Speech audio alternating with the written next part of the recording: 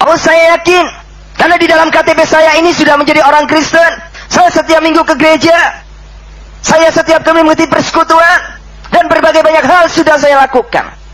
Tapi Tuhan akan tanya, mana bukti kekristenanmu? Karena banyak manusia di akhir zaman ini mau melakukan pekerjaan Tuhan, tapi tidak mau melakukan rencana Tuhan. Banyak. Ini ada satu perbedaan, melakukan pekerjaan Tuhan dengan melakukan rencana Tuhan. Hidup manusia ini lebih banyak melakukan pekerjaan Tuhan, ke gereja, memimpin dalam misi pekerjaan Tuhan. Tapi sekarang yang menjadi pertanyaan, mampukah satu pekerjaan Tuhan ini kita mau mengerti setiap apa yang menjadi rencana Tuhan dalam kehidupan kita? Yang menjadi pertanyaan kita saat ini, kita mau menjadi umat Tuhan atau mau menjadi murid Tuhan? Kalau kita mau menjadi umat Tuhan, kita akan dijadikan seperti Kristen pengamen. Kristen pengamen itu Kristen yang menyanyi, berdengung, bercerita. Setelah selesai menyanyi, satu yang diharapkan, berkat. Tapi kalau orang itu merasa hidupnya menjadi murid Tuhan, dia tidak akan berangan-angan ke sana. Yang diangan-angan adalah, apakah aku sudah berbuat sesuatu yang terbaik untuk Tuhan? Apakah aku sudah menjadikan hidupku menjadi buah pertobatan hidupku, menjadi suratan Kristus, menjadi berkat, memenangkan jiwa untuk kemuliaan Tuhan? Sebab kalau orang itu mau memiliki Yesus, dimeteraikan dalam hidupnya, tidak ada orang Kristen yang susah. Walaupun dia dihadapan pada tekanan ekonomi, tidak ada kata susah. Saya berani berbicara karena saya kesini tadi tidak bawa mobil. Saya tidak punya apa-apa.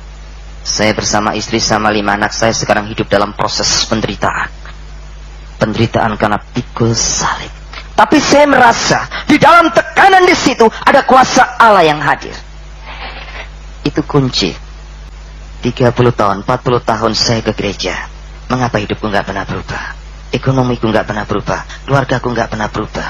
Mengapa Tuhan? Doa sudah aku jalankan, FA sudah aku ikuti, dengan segala cara aku ikuti, puasa aku ikuti. Tapi mengapa sampai detik ini hidupku hanya begini Tuhan? Aku melihat tetangga sebelahku Tuhan, hidupnya yang gak karu-karuan, makan minum, yang tidak pernah mau mengenal nama Tuhan. Tapi mengapa mereka bisa hidup enak Tuhan? Karena Tuhan memiliki 2 sifat dalam hidupnya, Maha Ar-Rahman, Maha Ar-Rahim.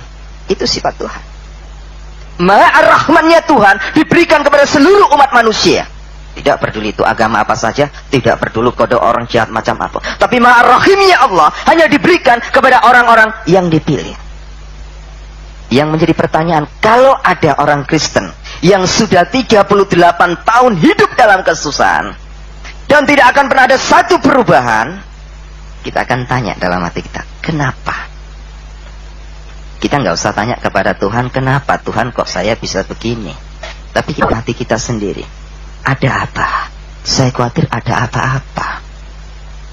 Kalau kita akan bertanya ada apa Tuhan, pasti ada apa-apanya. Pasti. Saya masih banyak melihat orang-orang Kristen yang hidup dalam kesusahan, ekonomi susah. Saya mulai berpikir, mana janji Tuhan? Padahal janji Tuhan itu ya dan amin. Itu janji Tuhan.